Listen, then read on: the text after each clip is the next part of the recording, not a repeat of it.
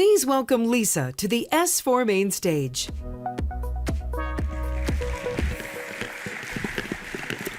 Good morning. I am delighted to be here today to talk to you a little bit about cybersecurity law and governance. We have seen in the last several years really a stunning series of events in the cyber world. And of course, this has raised the attention of senior leaders, both at the board level and at the senior management level. This is now well known as a serious risk issue for companies. And in any survey of senior executives, we'll find that this really does rise to the top as the #1 risk issue in all the surveys that have been done. So it doesn't hurt, of course, in having this issue rise to the fore, that so many senior executives have resigned in the wake of data breaches, really starting with Target in 2013.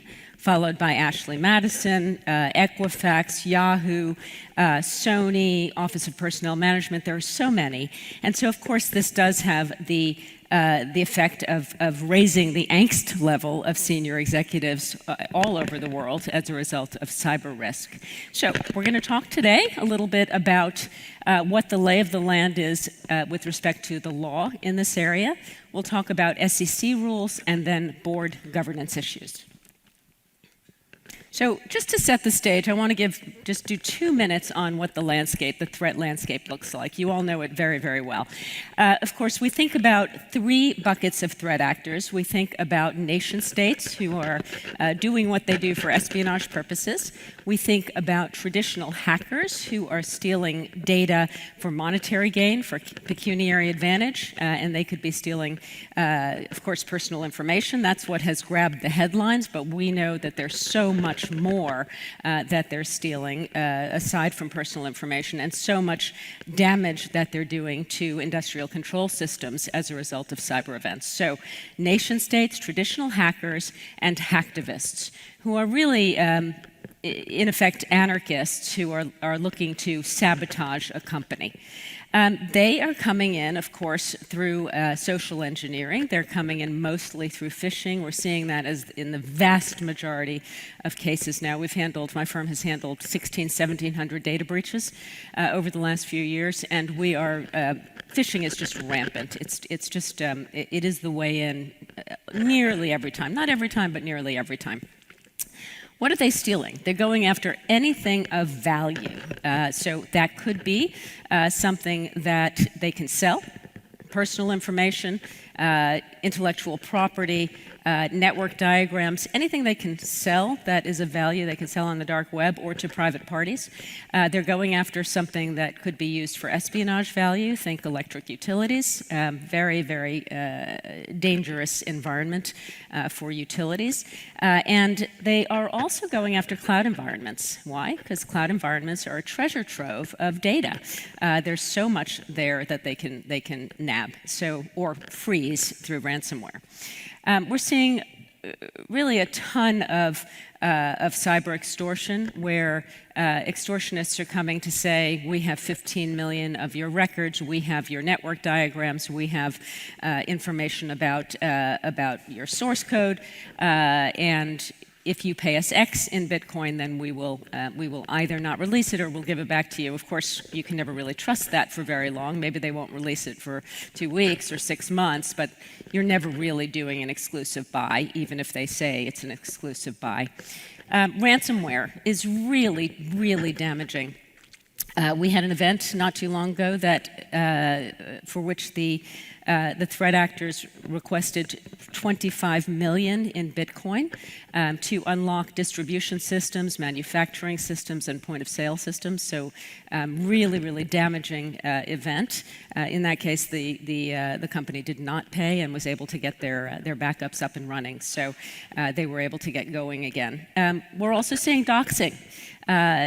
The gathering of information by threat actors from the public internet, from public sources, and sending vaguely threatening emails. So things like to the CEO, if you don't stop animal testing by Friday, we know your daughter is going to be at the Four Seasons in the Dominican Republic. end of email. So not quite threatening, but very, very scary for the folks who get these emails. And of course, we have to get a security detail and also try to fix the family's social media presence when that sort of thing happens. So just to set the landscape there. A couple of statistics that I find really interesting. Only in 59% of the cases are we finding threat actors ourselves in systems. In 41% of the cases, we're being told by somebody externally that a threat actor is in our system.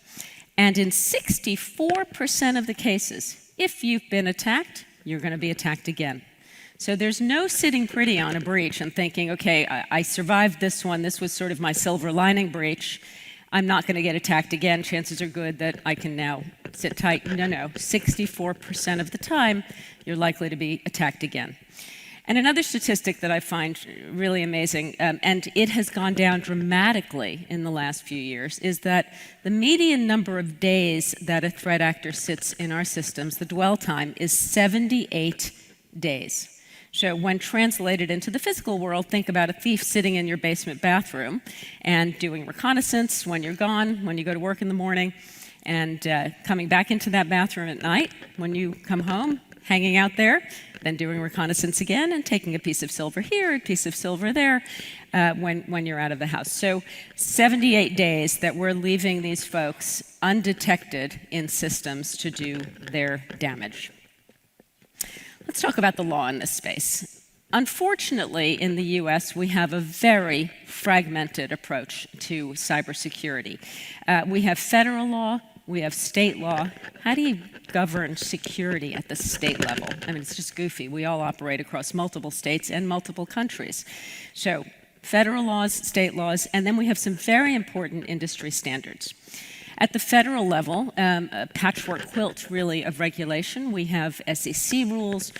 We have information sharing rules through CISA, electric utility rules, telecom rules, rules for banks, rules for healthcare entities.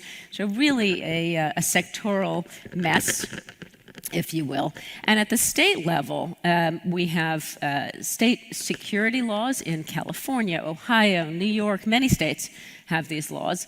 They're different from each other, so there's no uniformity, which makes it, of course, very difficult to operate in compliance with the law when the laws are myriad and variable from each other. We've got laws now in California and Oregon with respect to IoT devices. Financial institutions have separate security laws. That's true of healthcare as well. Biometric data. You take fingerprints to get into a facility, for example. There are laws in Illinois, Texas, and Washington State that regulate that, and they're really stringent. And in Illinois, there is a private right of action, and there have been many actions now that have extracted millions and millions from companies that are using biometrics. Of course, the most important body of law in this space, in my view, are the data breach notification laws. There are 54 of them in the United States, 50 states plus Guam, U.S. Virgin Islands, Puerto Rico, and D.C. And these laws have done more than anything, in my view, to raise this issue to the fore.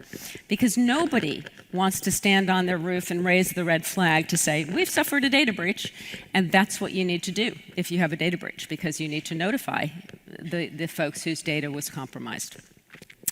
Industry standards in this space are also critically important. So the NIST cybersecurity framework, I would love to see a show of hands. Raise your hand if you're complying with the NIST framework. Okay. It's hard to see, but I do see a smattering of hands. So it's a voluntary standard. It is only for critical infrastructure, but it's really more voluntold than voluntary because it has become the basis for being able to get cyber insurance, for example. And many business partners will not deal with you if you don't have the NIST cybersecurity framework implemented within your organization.